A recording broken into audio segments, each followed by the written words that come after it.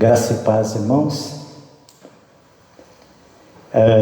Vamos deixar aberto as nossas Bíblias para conferir a palavra que nos é falada agora nesta manhã, que é transmitida nesta manhã, no capítulo 1 e capítulo 2, que é o texto base da mensagem desta manhã. Capítulo 1, capítulo 2 do livro de Atos dos Apóstolos. Nessa passagem de capítulo 1, tem uma narração que parece que não é muito relevante na história da igreja primitiva, que é o ato, de Pedro de convocar os irmãos para a eleição de um substituto para Judas Iscariotes, o traidor. Eu gostaria de ler essa passagem só para nós falar assim, por que ela foi escrita, tá? Qual é a relevância desse texto, para nós entendermos algumas coisas fundamentais que Lucas ele queria descrever, para que há uma mudança radical na maneira como Deus ele vem à nossa vida, como ele age na nossa vida, e como depois desses eventos aqui, ele vai, como se dizer, Deus vai mudar de endereço. E nós ainda, nos dias de hoje, achamos que Deus está lá, Deus está no céu, Deus está longe de nós. Deus, o Espírito Santo vai e volta, vai e volta. Quando nós clamamos a Ele, nós suplicamos a Sua presença, o Seu revestimento, o Seu poder. Então, como se Ele vai e volta, como acontecia no Antigo Testamento. E aqui no livro de Atos dos Apóstolos, justamente é essa mudança de endereço que aconteceu definitivamente, e que nós precisamos compreender de fato essa narração histórica, para nós entendermos que Deus mudou de endereço, Então é como se nós estivéssemos procurando alguém muito importante no endereço errado, sabendo que ele se mudou, E é isso que eu queria falar hoje para vocês, que Deus mudou de endereço. No capítulo 1, de versículos 15 a 26, eu vou fazer a leitura dessa narração aqui, desse texto, porque ela é importante, Não a narração histórica, mas o significado, a relevância disso, Para nós entendermos essa mudança, desde quando ocorreu essa mudança, Porque ele diz assim, versículos 15, até 26, ok? Vamos fazer. Por esse tempo, quando cerca de 120 discípulos estavam reunidos num só lugar, Pedro se levantou e disse: Irmãos, era necessário que se cumprissem as escrituras a respeito de Judas, que serviu de guia aos que prenderam Jesus. Esse acontecimento havia sido predito pelo Espírito Santo por meio do rei Davi. Judas era um de nós e participava do ministério conosco. Ele comprou um campo com o dinheiro que recebeu por sua perversidade. Ao cair ali de cabeça, seu corpo se partiu ao meio e os seus intestinos se derramaram. A notícia se espalhou entre todos os habitantes de Jerusalém e eles deram o lugar o nome de Aceldama, que significa campo de sangue. Pedro continuou: estava escrito no livro de Salmos, que sua casa fique desolada, sem ninguém morando nela. Também diz que outro ocupe o seu lugar. Agora, portanto, devemos escolher um dentre os homens que estiveram conosco durante todo o tempo em que o Senhor Jesus andou entre nós, desde que ele foi batizado por João até o dia em que foi tirado do nosso meio e elevado ao céu. O escolhido se juntará a nós como testemunha da ressurreição. Então indicaram 2 nomes, José, chamado Barsabás, e conhecido também como Justo, e Matias. Em seguida oraram: Senhor, Tu conheces cada coração, mostra-nos quais destes homens escolheste como apóstolo para substituir Judas nesse ministério, pois ele se desviou e foi para o seu devido lugar. Então lançaram sortes e Matias foi escolhido como apóstolo juntando-se aos outros 11. Vamos orar. Querido Deus e Pai, manifesta no meio de nós a Tua palavra, a Tua sã doutrina, Pai, para que nós possamos entender claramente aquilo que nos foi revelado e que ainda, talvez, nós não tenhamos entendido claramente, Pai. Pedimos que o Senhor abra a nossa mente, nosso coração, nosso entendimento da Tua palavra e que ela venha esclarecer e nos trazer transformação e mudança na nossa vida, para que possamos colocar em prática aquilo que realmente cremos e temos certeza, Pai. Por isso, nós oramos e agradecemos em nome de Jesus. Amém, Senhor. Interessante essa narração do substituto de Judas Iscariotes. Por que ela está aqui na Bíblia? Tá? E num livro tão importante como Atos dos Apóstolos. Ela não tem relevância histórica. Interessante isso. Não tem relevância histórica. Matias, o eleito, aparece somente neste momento e desaparece. Não aparece mais em nenhum lugar. E não tem qualquer influência no curso da igreja no livro de Atos dos Apóstolos. Ok? Então, depois de ter sido eleito, ele não aparece em nada a seu respeito.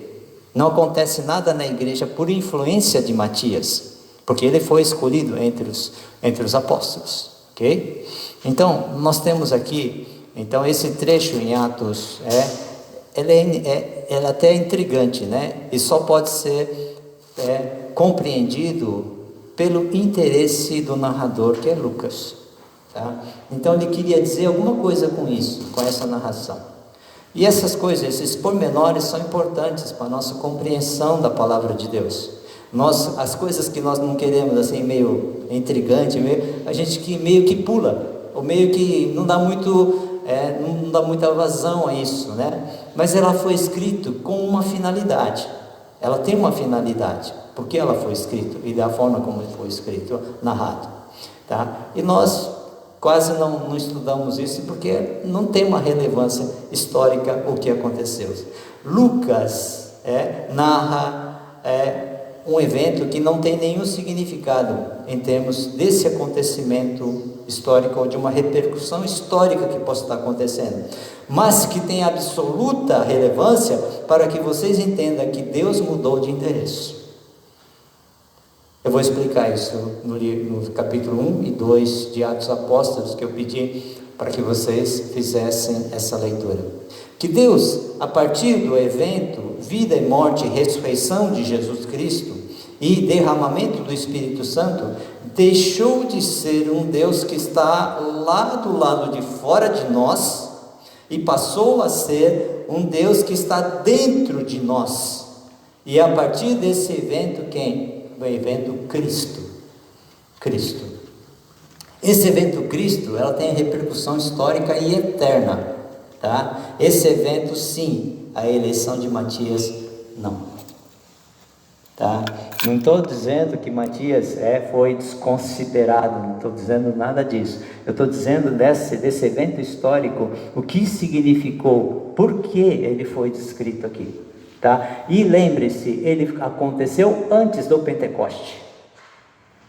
Ele aconteceu antes da descida do Espírito Santo.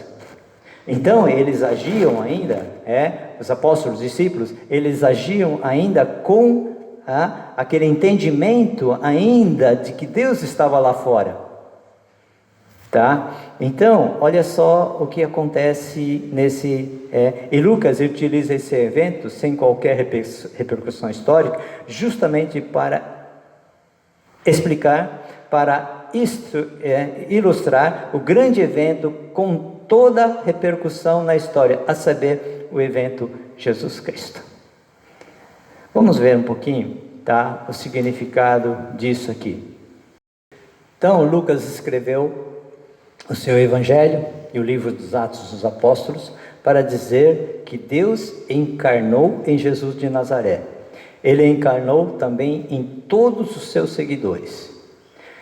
O que Lucas está querendo dizer para nós é que Jesus está vivo. Jesus Cristo está vivo em nós, encarnado em nós pelo seu Espírito Santo. Vamos entender um pouquinho, ok? Então, Jesus Cristo está vivo ainda hoje. E Ele continua fazendo, ensinando, manifestando Deus aos homens através de nós. É isso que Ele está falando. Ele, no primeiro capítulo, escreve a Teófilo, Teófilo, eu vou descrever para você tudo que Jesus começou a fazer e ensinar. E, através da narração do livro de Atos dos Apóstolos, fala, Teófilo, eu vou ensinar para você que depois da morte e ressurreição de Jesus, tá? Eu vou ensinar para você, vou contar para você tudo que Jesus continua fazendo e ensinando. É isso que é o livro de Atos dos Apóstolos. E nós ainda continuamos naquela narração, tudo que Jesus começou a fazer e ensinar. Tá? Mas o livro de Atos dos Apóstolos, o qual nós vivemos nessa época, é tudo que Jesus continua fazendo e ensinando, tá? Então, Deus encarnado, Deus não mais lá no céu, mas Deus entre nós, Deus conosco. Deus conosco, Deus em nós, é isso que fala, tá? O Deus Emmanuel, que nós no Natal comemoramos esse nome, Deus conosco, Deus Emmanuel, tá? Então, Deus não mais que buscamos fora de nós, embora esteja também fora de nós, também, tá? Que Ele está em todo lugar, ok? Mas, principalmente no que diz respeito à nossa relação com Deus, porque desde o início da criação, Deus quer ter um relacionamento conosco, um relacionamento de intimidade conosco, tá? É isso que Ele procura em cada um de nós, ok? Então, o lugar de Deus não é mais fora de nós, é dentro de nós agora, tá? O que isso significa? O que isso vai mudar na nossa compreensão? O que isso vai mudar na nossa fé, na nossa prática, tá? E se nós não compreendermos isso, nós vamos ficar realmente aquém daquilo que Deus espera de nós, tá? Então,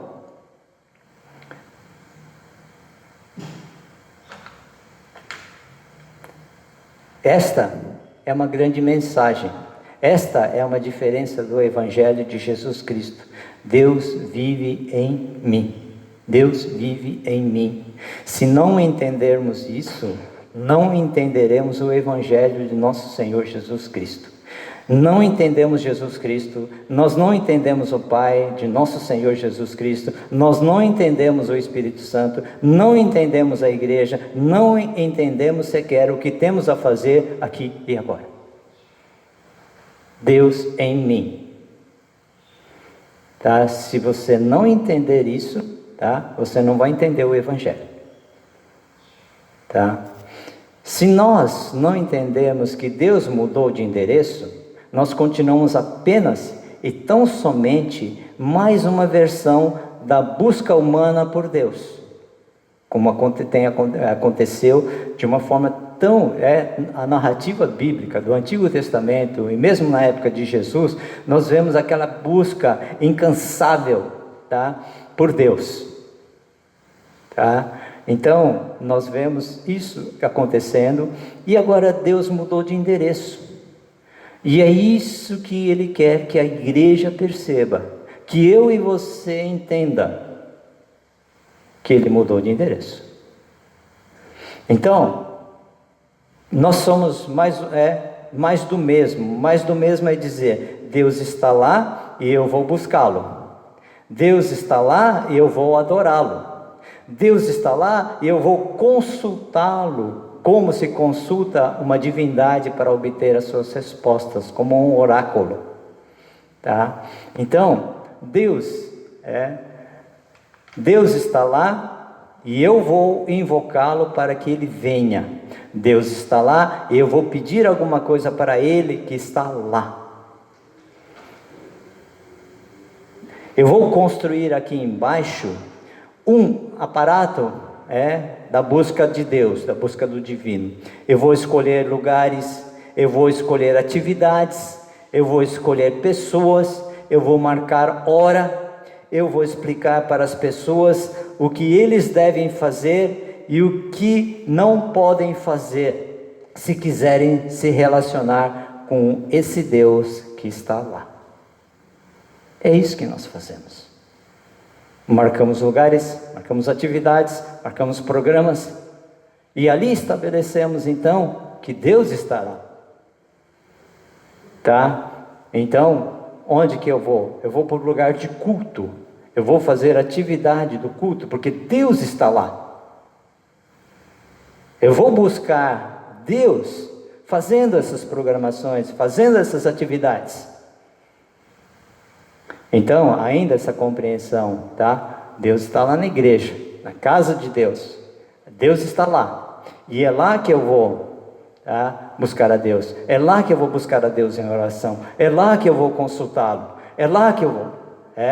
Então, nós ainda ficamos com uma compreensão muito antiga, do Antigo Testamento, tá? Que Deus está lá. E Deus não está aqui, entre nós. Deus não está em mim. Isso tem uma mudança tão radical na nossa vida, que às vezes é difícil de entender. Como é que esse negócio, Deus lá fora, Deus em mim? Como é que isso está acontecendo? Mas ainda essa compreensão que eu tenho, de todas as atividades que nós fazemos, na busca de Deus, nós buscamos Deus como se estivesse lá fora.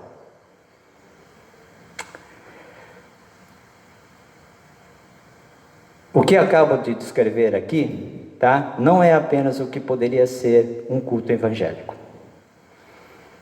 Tá? E é isso que nós temos que entender, algumas coisas que estão acontecendo no meio de nós, ok? Qual foi o mistério revelado em Atos 2, versículos 1 a 21, tá?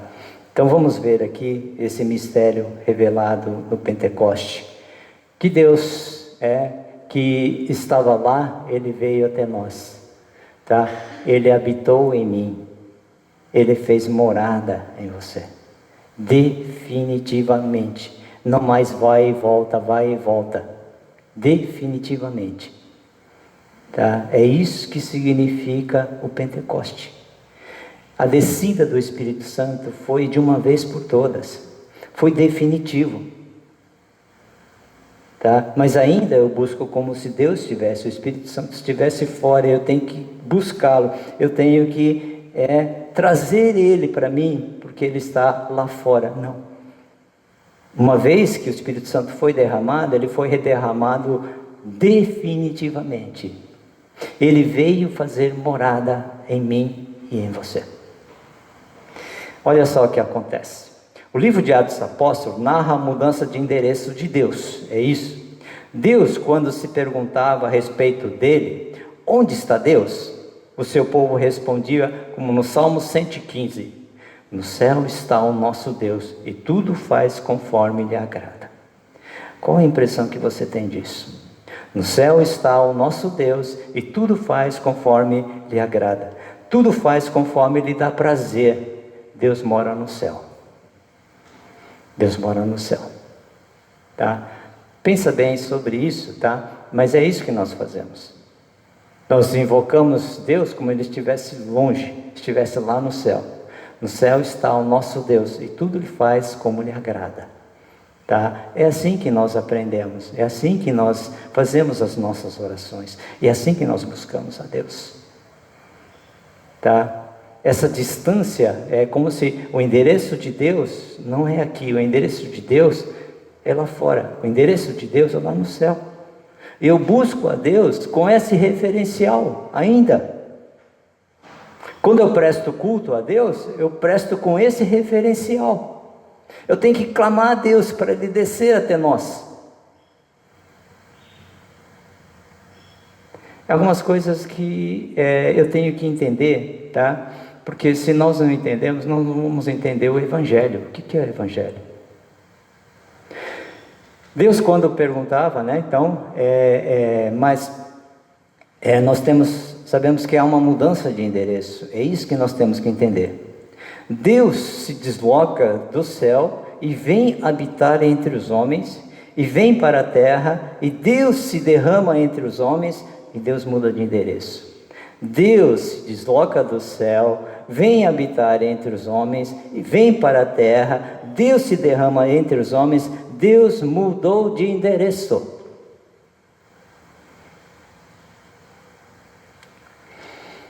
E os cristãos, quando perguntado a nós, onde está o nosso Deus? Nós dizemos, aqui, em nós, entre nós, Deus habita em nós. Deus não está no céu, Deus está em nós, e essa é a mudança de endereço de Atos capítulo 1 e capítulo 2, principalmente do capítulo 2, onde acontece a mudança de endereço. E ainda nós não entendemos isso, nós não entendemos. Então,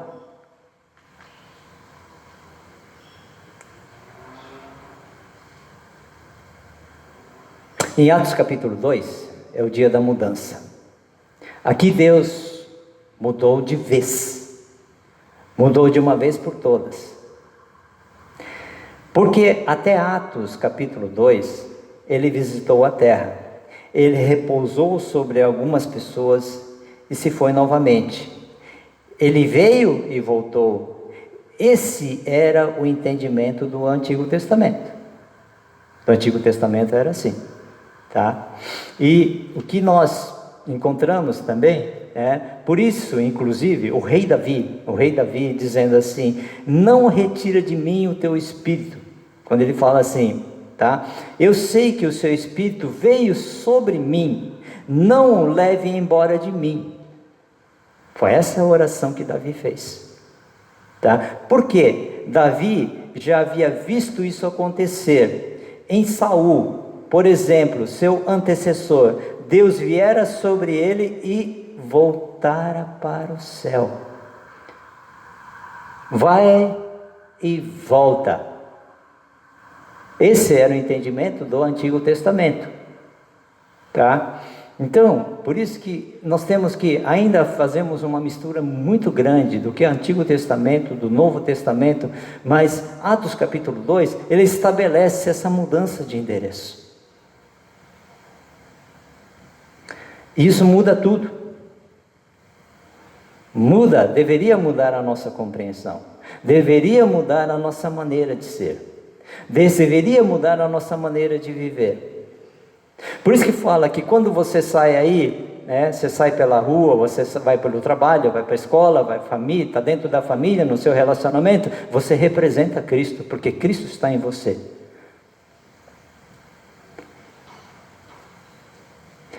Você é o representante de Cristo, aonde você estiver, porque Cristo está em você, o Espírito Santo veio habitar definitivamente em cada um de nós. Eu venho na igreja, eu me encho aqui do culto, eu me recarrego, uma reunião de oração e saio para viver a semana.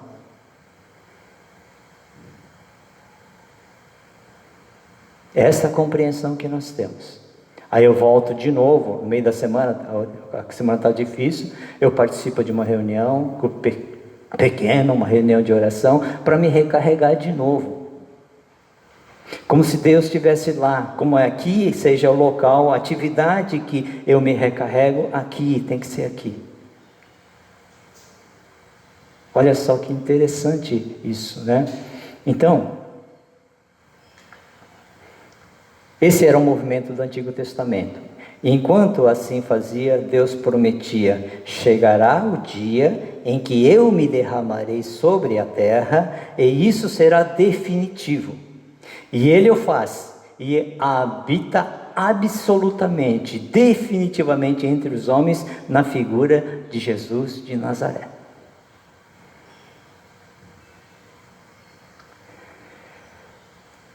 Jesus é chamado de Emanuel, Deus conosco, Deus entre nós. Deus habitando aqui fez a sua morada, fez a sua casa. Deus mudou de endereço. Deus mudou de endereço. João, 1:14, versículo 1, capítulo 1, versículo 14, diz assim: Deus se fez carne e habitou entre nós.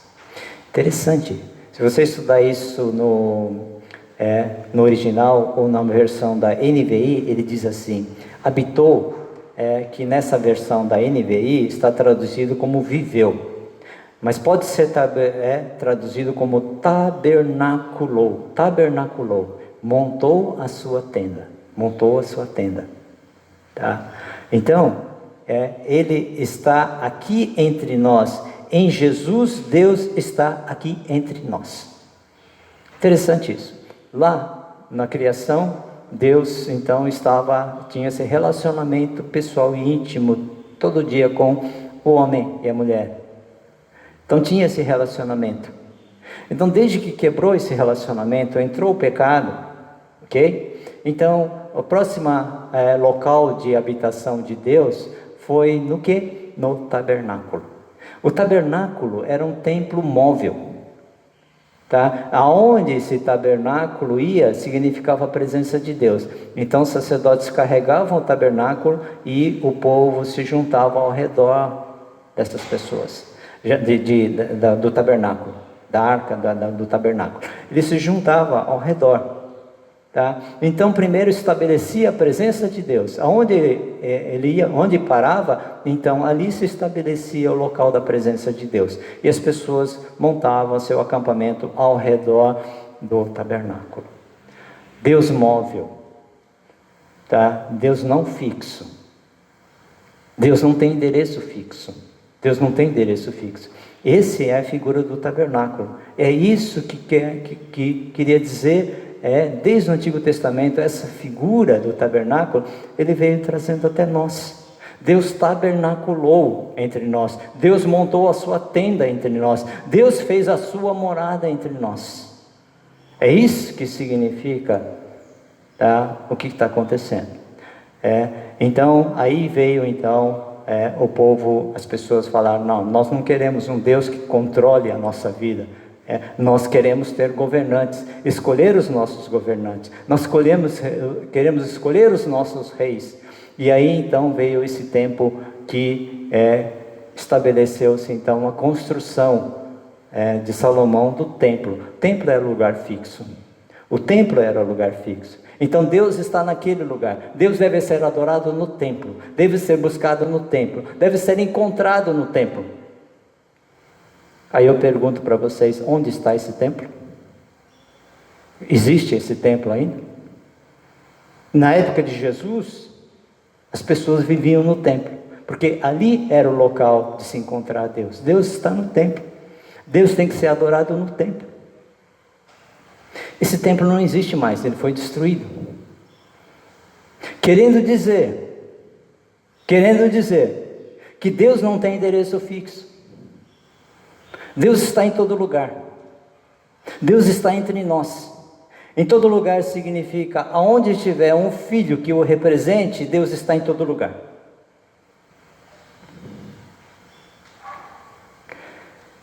Então aqui ele fala que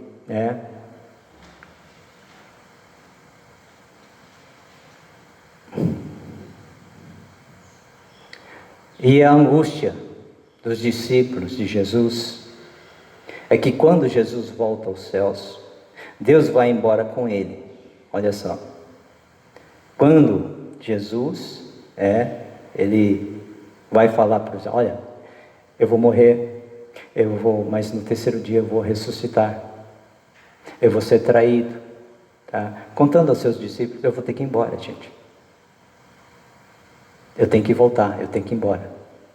E a angústia dos discípulos é que Jesus voltando aos céus, ele vai embora com ele. Deus vai embora com ele.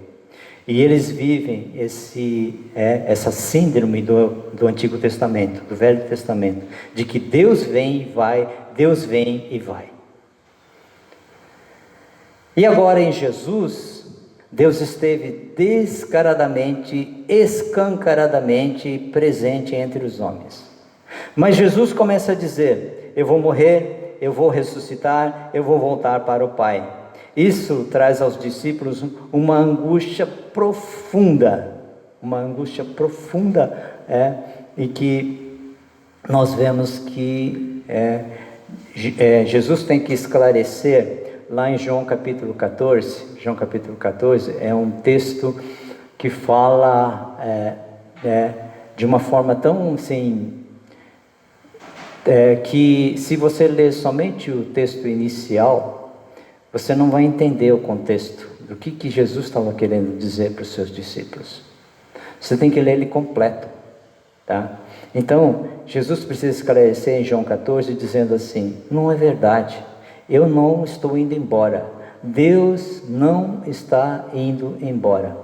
Agora que a mudança de Deus está mais iminente do que nunca, está mais próxima do que nunca, está mais imediata do que nunca, porque eu indo para o Pai, voltando para o Pai, eu peço a Ele, e Ele derrama o Espírito, e o Espírito Santo estará em vocês. E o Espírito será o mesmo que a minha presença e a de meu Pai em vocês. O Espírito Santo também é conhecido como o Espírito de Cristo. Em João capítulo 14, ele diz assim: não se turbe o coração de vocês, creiam em Deus, creiam também em mim. Na casa do meu Pai há muitas moradas, muitos aposentos. Se não fosse assim, eu vos teria dito: eu vou preparar lugar para vocês. Lugar aonde? Na casa do meu Pai. Então é assim, a nossa pregação do Evangelho para as pessoas, para falar que elas precisam, salvação, é sobre salvação. Nós falamos sobre essa salvação e nós começamos a pregar salvação, vida eterna. Salvação, vida eterna. Aquilo que eu falei para vocês. O que significa salvação, vida eterna? Vida eterna é pós-morte. Significa pós-morte. Nós vivemos nesse referencial de salvação e pós-morte. Vida eterna, tá? Então Jesus, ele chega fala assim, para os discípulos, os discípulos não estão preocupados com o que vai acontecer deles depois da morte. Agora não, imediatamente não. Eles estão preocupados o que vai acontecer com eles, que deixaram o seu trabalho, que deixaram suas famílias, que seguiram após Jesus. E Jesus está falando que vai embora. O que vai acontecer logo após que Jesus foi embora? O que vai acontecer com eles? É essa angústia de coração. Por quê? Se Jesus foi embora, Deus também vai embora. E a história do Antigo Testamento se repete. Deus vai e volta, Deus vai e volta. E Jesus fala: não, eu não estou indo embora. É aí que está a ligação, tá? E que nós não conseguimos fazer. Tá? Então ele fala assim: na casa do meu Pai há muitas moradas, muitos aposentos. Se não fosse assim, eu vos teria dito: eu vou preparar lugar para vocês. Lugar aonde? Na casa do meu Pai. Tá? Se eu for e preparar lugar para vocês, eu voltarei e os levarei para mim, para que vocês estejam onde eu estiver. Alguém poderia pensar assim: Jesus está falando, a casa do meu Pai é o céu. Não é o céu. Nesse contexto não é o céu. A casa do meu Pai é a igreja. Não é o céu. Por exemplo, porque escrito naquela época, o que um judeu entenderia na casa do meu Pai? O que um judeu entenderia quando ele ouvisse isso da declaração de Jesus? Na casa do meu Pai há muitas moradas. O que ele entenderia na casa do meu Pai? A casa do meu Pai, para um judeu, é o templo. É o templo. E provavelmente os discípulos de Jesus também fizeram a mesma ligação.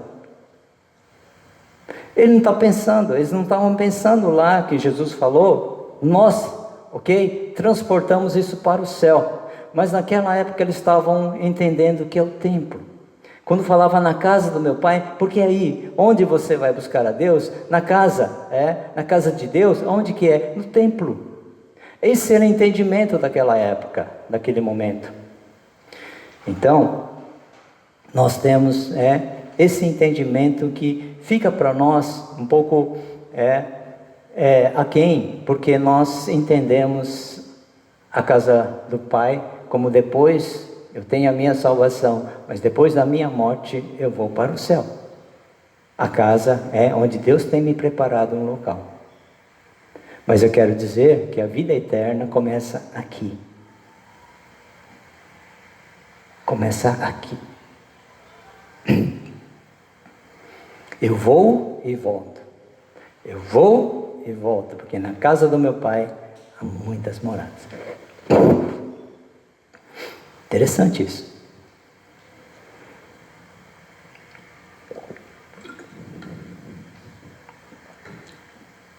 Você sabia que nós estamos esperando só Jesus voltar? Você sabia que Jesus já voltou e estabeleceu a sua morada aqui entre nós?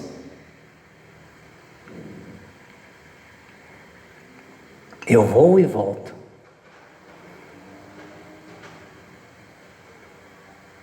Pensa bem nisso, que Jesus falou que ele falou assim: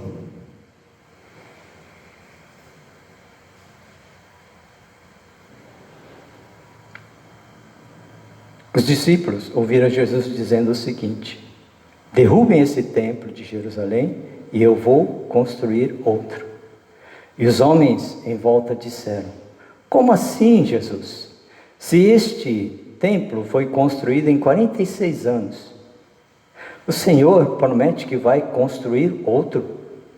E mais, Jesus disse: não só eu vou construir outro, mas vou construí-lo em 3 dias. Em João capítulo 2, versículo 19 e 21, e Jesus respondeu para eles: destruam esse templo e eu o levantarei em 3 dias.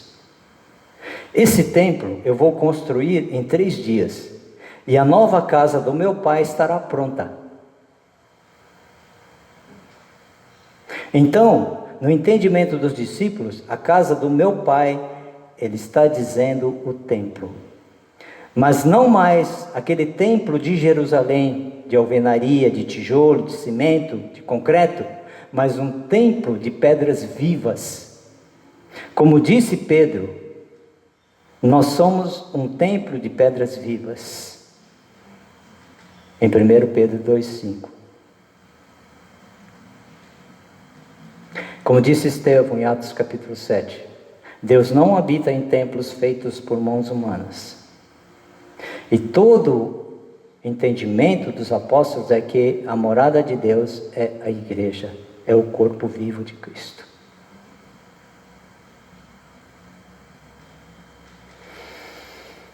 Isso dá um total entendimento às palavras de Jesus em João capítulo 14, versículo 15. Por isso que eu falei que vocês têm que ler não só aquele texto, mas continue lendo.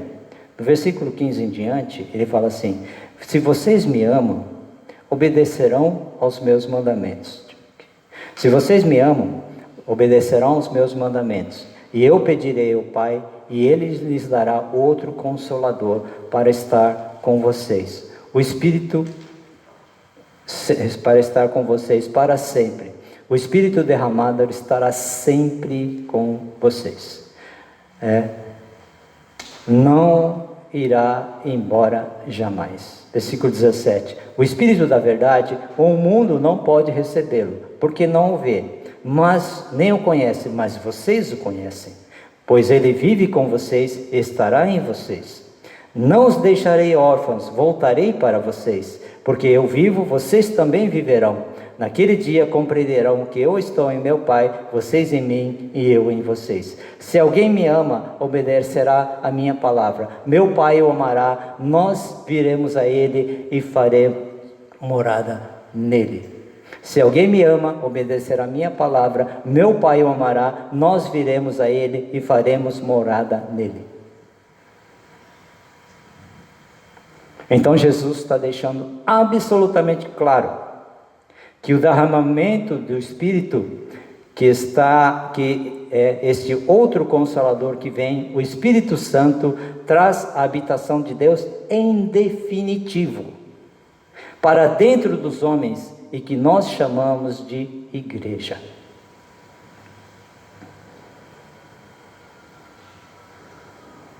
Onde é a casa do Pai? Essa é a pergunta. Onde é a casa do Pai? No céu? Ou aqui, entre nós, na igreja?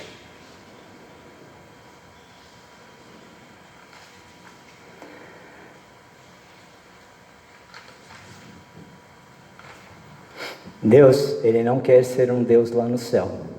Deus sempre desejou ser um Deus aqui entre nós. Isto está sendo dito desde sempre, quase sempre.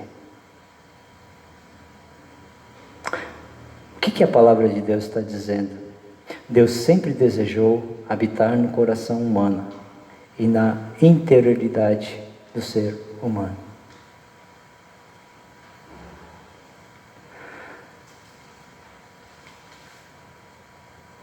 Só mais um texto que eu gostaria de citar para vocês. Gostaria que vocês abrissem esse texto que não tem aqui. Ezequiel capítulo 36. Esse texto não está aqui, mas eu acho importante esse texto, além de vários outros textos, mas eu queria trazer algumas coisas que dão fundamento àquilo que desde sempre, Deus queria que seu povo, a sua igreja, soubesse o que aconteceria. Ezequiel capítulo 36, versículos 26 e 27. Darei a vocês um coração novo, e porei um espírito novo em vocês. Tirarei de vocês o coração de pedra, e lhes darei um coração de carne. Porei o meu espírito em vocês, e eu os levarei a agirem segundo os meus decretos, e a obedecerem fielmente as minhas leis. Este é o entendimento da Bíblia Sagrada. Um Deus que não quer morar no céu, um Deus que quer morar entre os homens. É por isso que Deus criou vocês, criou a mim. É um Deus que quer comunhão, que quer relacionamento, que quer nos levar para o abraço da Trindade, de Pai, Filho e Espírito Santo, e colocar-nos ali, nessa relação. É isso que Jesus diz a seus discípulos em João capítulo 17. Para que eu esteja em vocês e vocês estejam em mim, assim como o Pai em mim está, também eu estarei em vocês.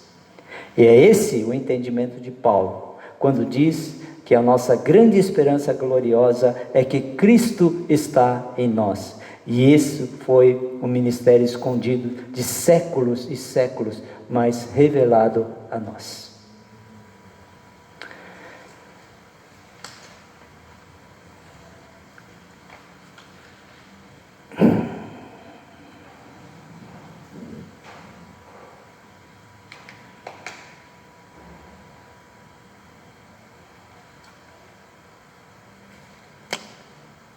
Por isso que Lucas escreve o Evangelho e o livro de Atos dizendo: eu vou continuar a narrar as coisas que Jesus continua fazendo e ensinando. Quem que é a figura principal do livro dos Atos dos Apóstolos? É Jesus. E esse Evangelho de Lucas, que continua fazendo na história da igreja, porque ele está presente na igreja. A igreja é o corpo vivo de Cristo, é Cristo presente no mundo através da igreja. Esse derramar aqui é um derramar universal, é um derramar sobre toda a carne. Não é a sua visão reducionista, pequena, que nos distingue e nos separa. É isso que está acontecendo nos dias de hoje, Gera essa divisão que acontece dentro da igreja, é o que gera pessoas arrogantes e pessoas frustradas.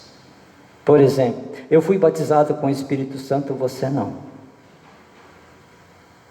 Eu tenho a unção e você não. Eu falei em línguas e você não falou. Eu tenho um batismo no Espírito Santo que me deu poder e não deu poder para você. Isso é uma bobagem, porque o Espírito Santo foi derramado sobre toda a carne. E aquele que invocar o nome do Senhor Jesus terá o seu espírito unido ao Espírito de Deus. Essa é a promessa que Deus fez. Não é um derramar do Espírito Santo que separa pagão do cristão. Cristão cheio do Espírito e cristão vazio do Espírito. Cristão que já teve a segunda bênção, de cristão que ainda está na primeira bênção. Isso é um reducionismo do propósito de Deus. E é o que nós fazemos. É o que a igreja hoje está fazendo sobre isso. Porque Pentecoste é o oposto de Babel. Pentecoste é o oposto de Babel. É isso que é interessante também, nós entendemos. Desde que nós começamos a estudar o livro de Gênesis, o início, no capítulo 11, então diz assim que, por que tem que falar em línguas aqui? Por que tem que falar em línguas aqui? É simples. É porque em Gênesis capítulo 11, quando o homem estabeleceu o seu propósito concreto, histórico, de ser um rival de Deus, ele diz: eu vou construir uma torre e eu vou fazer o meu nome famoso, o meu nome conhecido. Eu terei o meu nome, Deus tem um nome. Eu terei um nome também.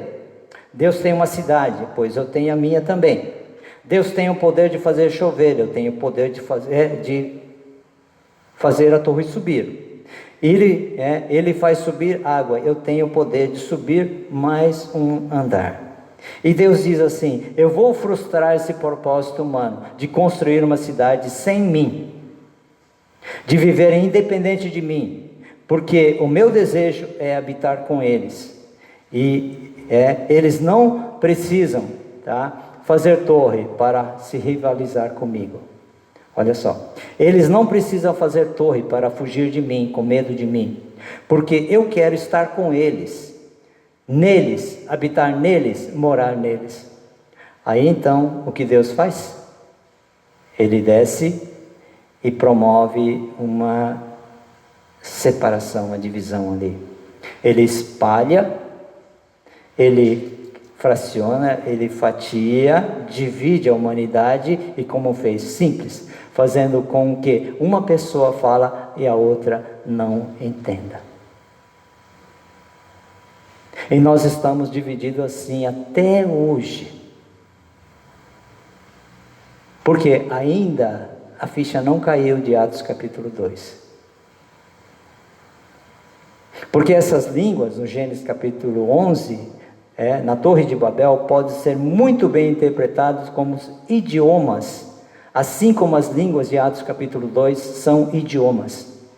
Não são línguas de anjos, não são línguas estranhas, são idiomas.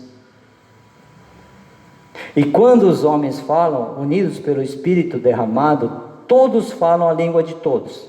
E todos se entendem mutuamente, porque agora a igreja é uma só.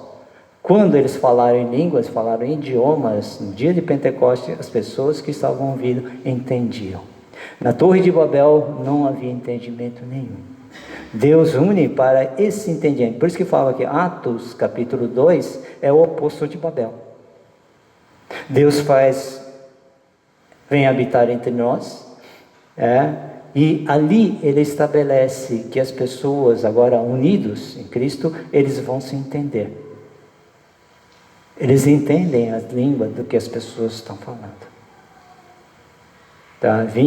Tinha pessoas de tudo quanto é lugar lá. E aqueles que estavam cheios do Espírito Santo, receberam o Espírito Santo, eles falavam idiomas desses lugares. E ainda nós estamos divididos. Eu falei em línguas, ele não falou. Eu tenho a unção do Espírito, ele não tem. Eu recebi a segunda bênção e você ainda está na primeira bênção. Não tem nada disso, gente. Isso é divisão. E Deus não veio para promover divisão. E isso espalha, parece mais a Torre de Babel do que Pentecoste. É isso que está acontecendo. A humanidade é uma só novamente. E é o que tem o poder de trazer a humanidade dessa compreensão, dessa imposição, é o derramar, tá? É o que faz a divisão da humanidade, é o derramar. Sabia que é o derramar do Espírito Santo? O que traz a divisão da humanidade é o derramar do Espírito Santo. É justamente o derramar do Espírito Santo, a igreja ao longo dos séculos transformou no fator de separação entre os homens. Em vez de ser um fator de união, passou a ser um fator de separação entre os homens, entre as igrejas. E lembre-se que logo em seguida, Gênesis capítulo 11, a Torre de Babel, é que Deus vai chamar Abraão. Em ti serão benditas todas as famílias da terra. Tá? Então, a história continua. E Paulo vai ler lá em Gálatas que a bênção de Abraão chegou a todos nós. E qual é essa bênção? Qual é a bênção que Deus prometeu a Abraão? É o derramamento do seu Santo Espírito, que se cumpre historicamente em Atos capítulo 2. É isso que Pedro explica. Nos últimos dias, diz Deus, citando o livro do profeta Joel, em Atos 2,17, nos últimos dias, diz Deus, derramarei do meu Espírito sobre todos os povos. Isto que vocês estão vendo acontecer aqui no dia de Pentecoste é o cumprimento dessa promessa de Deus. Deus derramado sobre toda a carne. Algumas coisas para aprender e para praticar aqui. Talvez seja muita informação, mas nós já falamos várias vezes sobre isso. Falamos várias vezes. Talvez algumas perguntas que você tem que voltar a si novamente para compreender, para dar entendimento a esse derramamento do Espírito Santo em mim e em você, tá? Talvez essas perguntas te ajudem. Diga para você mesmo. Você crê em Deus? Você crê que Deus se revelou na pessoa de Jesus Cristo, como nunca se revelou em outro lugar? Você crê em Jesus como Deus encarnado, que revelou o mistério de Deus para toda a humanidade? Você crê que Jesus morreu e ressuscitou dentre os mortos? Você crê que Jesus foi levado aos céus e dos céus derramou o seu Espírito Santo e está habitando entre nós? E todo aquele que invocar o seu nome terá o seu Espírito unido ao Espírito de Deus? Porque este sempre foi o grande sonho de Deus. Habitar entre nós, fazer morada em mim e em você.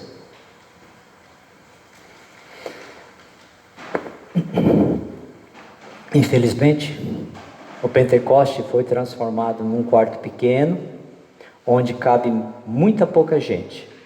Mas o projeto e o propósito de Deus, desde sempre, foi que o Pentecoste fosse o demolir definitivo de todas as paredes erguidas entre os homens, que os fazem separados, para que seu Espírito houvesse um só corpo, pelo seu Espírito houvesse um só corpo, uma só fé, uma só esperança, um só Deus, Pai de todos, que é sobre todos e em todos.